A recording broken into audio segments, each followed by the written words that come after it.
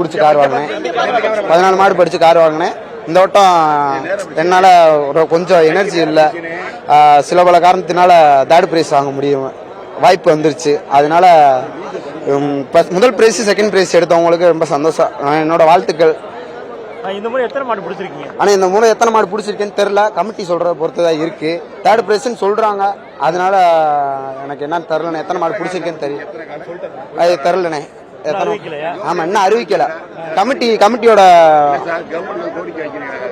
ஆமாண்ணே. நான் என்னன்னே அரசாங்கத்துக்கு கோரிக்கை வச்சு என்ன நடக்குது, ஒன்றுமே நடக்கலை. இந்த ஜல்லிக்கட்டு அலங்காநல்லூர் ஜல்லிக்கட்டு இருக்கு பார்த்தீங்களா, அது முடிஞ்சு 5 நாள் எங்களை பற்றி பேசுவாங்க. அதுக்கப்புறம் எங்களை பற்றி பேசவே மாட்டாங்க. ஒரு அரசு வேலை வேணும், யாருக்கு 3 பிரைஸ் கொடுக்குறாங்கன்னா அவங்க 3 பேத்துக்குமே அவங்க படிப்புக்கு தகுந்தாப்புல ஒரு டிரைவர் வேலையோ அரசு வேலையோ டிரைவர் வேலையோ எந்த ஒரு வேலையை கொடுத்தா நல்லா இருக்கும். இது நான் 5ஆவது வருஷமா கேட்குறேன். 4 வருஷமா இங்கே ஃபர்ஸ்ட் ப்ரைஸ் வாங்கி இந்த இதான் கேட்டிருக்கேன், அரசு வேலை கொடுங்க அரசு வேலை கொடுங்கன்னு. அதுக்கான முயற்சி எதுவுமே கிடையாது. என் பேர் பொதுமுன் பிரபாகரன். பெரிய ஒரு சரி, நான் லாஸ்ட் பேஜ்ல வந்து இறங்கினேன். ஆனால் எதிர்பார்க்கல எத்தனை மாடு பிடிப்பேன்னு. இது போய் இறங்குறேன் ஜல்லிக்கட்டில். இறங்கியிருக்கேன், ஆனால் வேற வாடியில் இறங்கியிருக்கேன்.